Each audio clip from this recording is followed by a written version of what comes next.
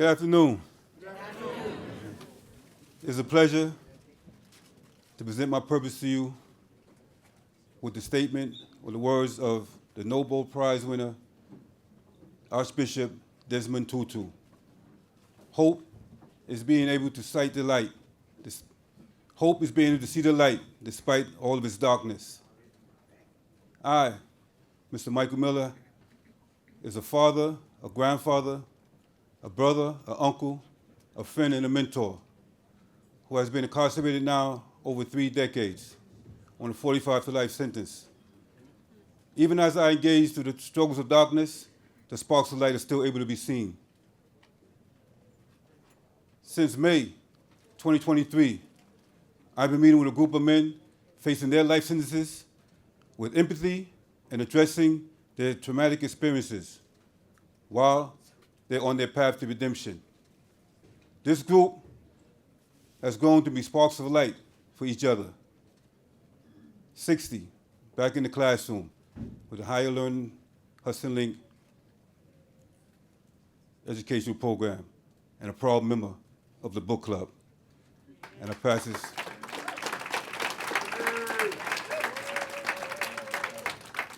And I thank you, and I pass it to Dr. Remnick. Thank you very much, and thank you all for being here. My name is Noah Remnick. I'm an educator and organizer with the Columbia Center for Justice. I'm very grateful for the opportunity to be here. As Mr. Miller said, the men up here today, along with several others, Professor Geraldine Downey and myself, we're part of a rather singular type of book club here at Sing Sing. One thing that sets it apart is that the men involved are here on exceptionally long sentences. In many cases, life without the possibility of parole, despite the fact that they were sentenced when they were quite young. The other thing that sets it apart is that this is not a program that was created by Columbia or by Hudson Link, but by some of the men you see up here today. They conceptualized it, they created the curriculum, and they led us every step of the way. The first book that we read, you see up here, is Miller's Children by James Garbarino, which examines the legal, psychological, and personal tolls of how the Supreme Court has adjudicated cases of life without parole sentences for juveniles convicted of murder.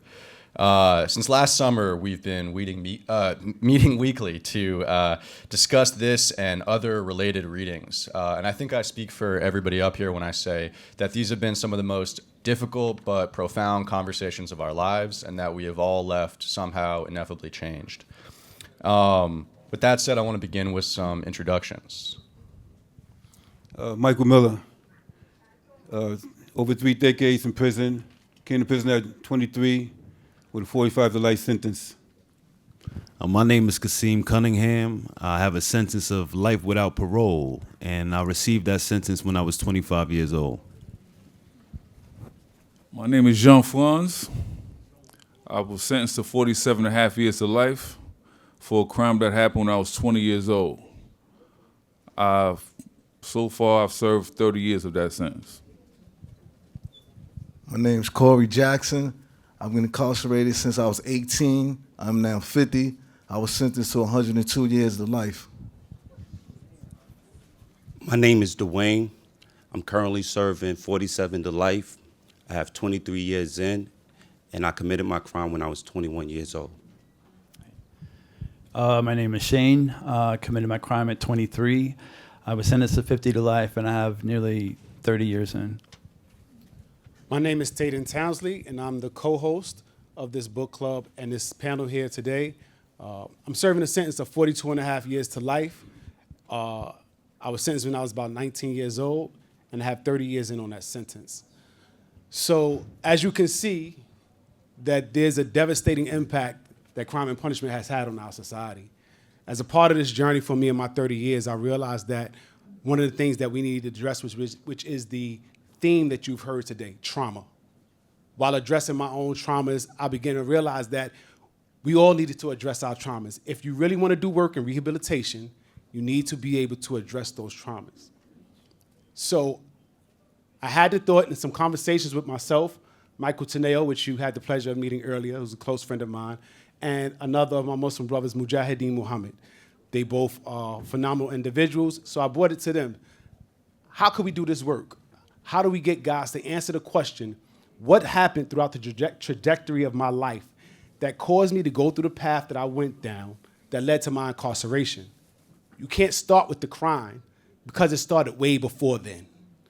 So we began to run the topic around in our head, because when you say trauma, what's the first thing they think? You need someone as a licensed clinical specialist to be in the room with you. So we said, who could we get? Well, we all took Professor Downey's class, Children at Risk, and Social Factors and Psychopathology. Absolutely. This class actually helps you to look and have some insight into how you developed and why you developed the way that you did and what you can do to actually change those things. So as we went on, we presented it to Professor Downey, and she, as usual, she just reeled someone else, and she got Professor Remnick, who is he's been spectacular and more than happy to be a part of this. So they put it back in our laps. The ones closest to the solution is the ones closest to the problem. So we put together a curriculum, and the idea, Miller's Children, the book actually was Professor Downey's idea. She had this book, she kept telling us, read this book, y'all need to read this book. So this was her way, I guess, of getting us to read the book, right? But the book is spectacular because it deals with so many of the issues that we need to be looking at. And as a part of that, you'll hear from the men today what the book club, the impact it has had on them, and the topics that it deals with. And with that, I'm gonna ask a question to the group, and basically, what impact did the book club have on you? What was the takeaway from you in this particular book club? So let's start with Shane. So I learned that in 2012, the United States Supreme Court made a decision that juveniles serving life without parole for murder were eligible to receive a hearing to be evaluated for a second chance. Part of what they found and why they made that decision was that, no surprise, they discovered that adolescents are impacted by growing up in dysfunctional environments, and probably more importantly, they hold the potential for rehabilitation. Adverse childhood experiences impact the adolescent brain by making a person more vulnerable to things like attempting suicide, experiencing depression, abusing drugs and substances, and even acting violently toward others. ACEs is a great way for us to measure the trauma that we grew up in. So we answered 10 questions. The higher you score, unfortunately, the greater the exposure to adverse childhood experiences. I scored a 9 out of 10. But I wasn't alone. When people meet me, the first thing they notice is, like, you don't say this, but I can see your eyes, like, I'm missing a front tooth. And a few years ago, I started getting abscesses. They took an x-ray, and the dentist explained to me that you have an old trauma, the tooth is dead, but one nerve is still alive. So I grew up in a dysfunctional environment where my father would beat me, and one time he punched me so hard in the face that my front tooth had shifted, but it didn't fall out. You know, the person that was supposed to protect me was harming me. And it was like very hard to be able to understand that all these years later, that trauma was still operating in my body. And so this book club gave me the opportunity to express my vulnerability and to share that, and more importantly, to listen to, with empathy, the stories that I heard, so that we could help cultivate resilience in each other to be able to start processing trauma instead of reacting to trauma, so that we could start realizing our own potential for our rehabilitation.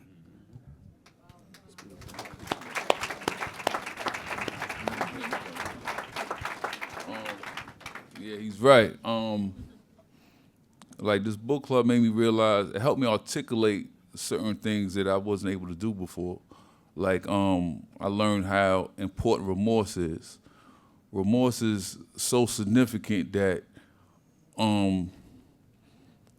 you can't begin the process of rehabilitation and self-improvement without first fully realizing not just the wrongness of the crime itself, but the impact from the destruction it manifested. And personally, I'm devastated by the devastation I caused. The victim, the victim's family, and of course, my own family. That ripple effect could never be reversed. In the book, there's a letter from a guy named John that really resonated with me. He was only a teenager when he killed 2 people in a robbery. And he expressed how his own remorse and deep shame grew intense and painful the older and more mature he became. But by changing his life and helping others do the same, he felt that was the only way he could ever hope to apologize in a meaningful way. So like him, I believe in doing remorse rather than just having remorse. You see, doing remorse led to me to be accountable. And like one of the things these guys helped me realize is like by taking full responsibility of the criminal lifestyle that I chose to live, that ultimately led to the harm I caused others, that motivated me to be the opposite of what I was.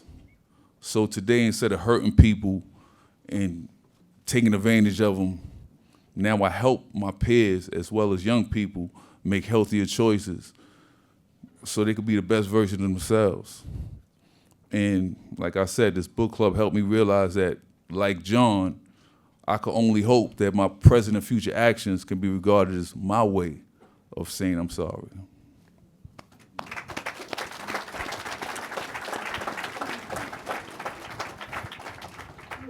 Like everybody that spoke before me, I don't know, this book club had a profound effect on me. But it made me think about forgiveness, because I know that, for many of us, forgiveness is hard to do. Forgiveness releases us from them toxic emotions that chain us to past experiences.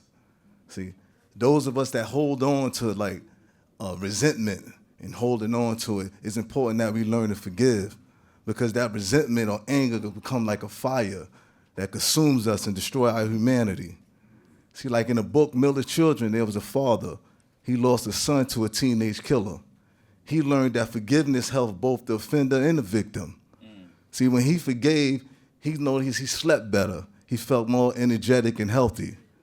See, this forgiveness for him, forgiveness was the medicine that helped heal him from seen and unseen wounds. I know there's lessons in life that we all go through, but the question is, do we learn from them? And do we become a better person as a result of them experiences? I'm saying I learned from mine. This book club helped me realize the crime, all my time doesn't define me, nor does it show who and what I am. See, I discovered my humanity by forgiving myself. Thank you.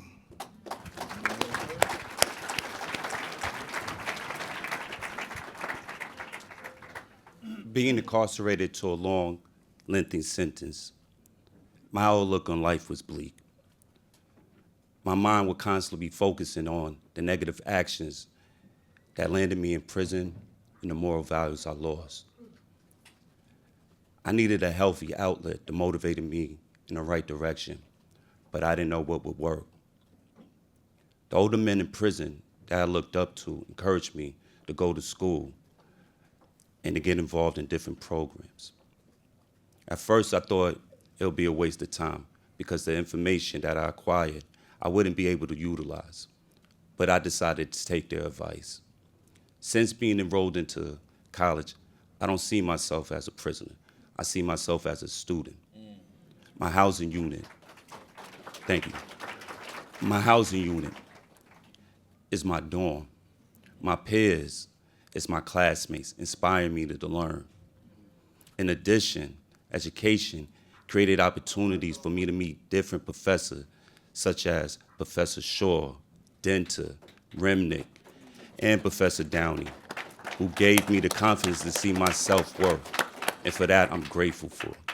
My family and loved ones see the growth in me because of education.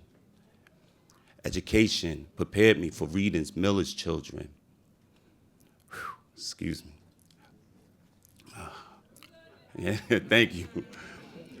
I was able to grasp the true meaning of my own remorse, healing, trauma, and rehabilitation by identifying with men with similar issues such as myself use education as a coping mechanism to overcome their personal problems.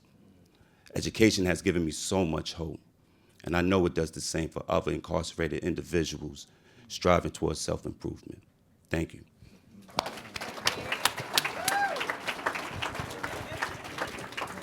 I want to be as honest as possible with my experiences in this book club. I have a sentence of life without parole, and that makes redemption and whatever that may seem to somebody else very hard for me. It's not something that I see in one big picture. It comes to me in pieces, right? A piece of redemption is being in this group, in this book club. A piece of redemption is being allowed the opportunity to be a student of Mercy University. Redemption to me is when Professor Presser sees me on the side and can point me out of a crowd and we have a good conversation. Or when Miss Mickey Shaw pulls me up and says that I need to do a lot more, right? You may hear a little emotion in my voice because I'm very passionate about things. You may hear a little emotion in my voice because I still haven't been able to get over certain traumas. But I fight real hard. I like to share just a little story with you real fast of what this means to me. This isn't my first incarceration. I was initially incarcerated at the age of about 16, 17 and a half, and I spent about 8.5 years in prison. I came home, I went to school. I was going to Sanford Brown to be a medical assistant. And some way down the line, I just fell down this rabbit hole. I wasn't around a group of people that would help me, even when they seen that I had issues and problems.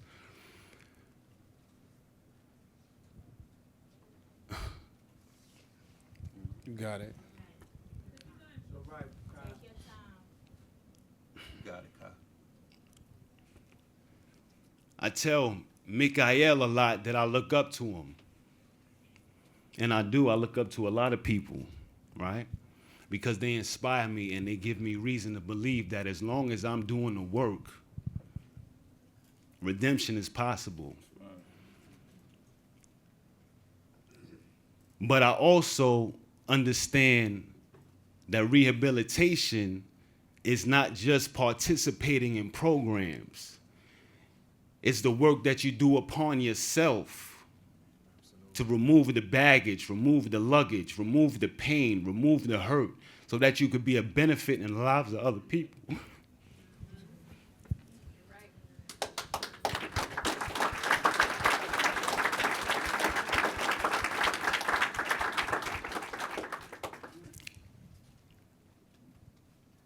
And rehabilitation, if the incarcerated individual doesn't see themselves as being the work that they have that has to be done, right? What I'm saying is Kasim. My name is Kasim, and I'm the work that has to be done, right?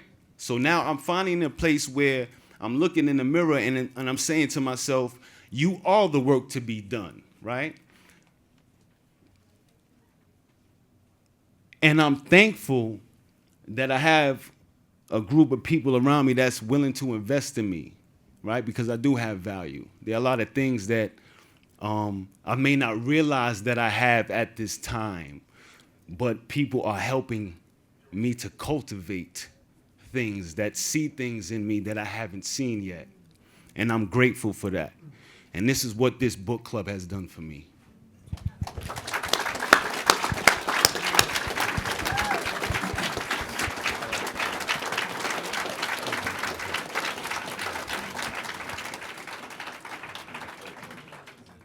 You know, I always say, you know, you could put, well, as the old saying goes, you could put lipstick on a pig, but it's still a pig, right? And I say that because I don't, as Kasim said, it doesn't matter how many programs you actually complete, right? What matters is how they work for you. This right here is the heavy lifting. Creating a safe space, and that's what this book club is about, creating a safe space so that we can come to, allow ourselves to be vulnerable, dig up those old past issues, and deal with them. If you were traumatized as an 8-year-old, you need to deal with the trauma that occurred in your life at 8 years old. You need to go back to that 8-year-old self, address it, and heal. And the book club has done that. So when we finish with Miller's Children, what do? Do we finish it? What did y'all say?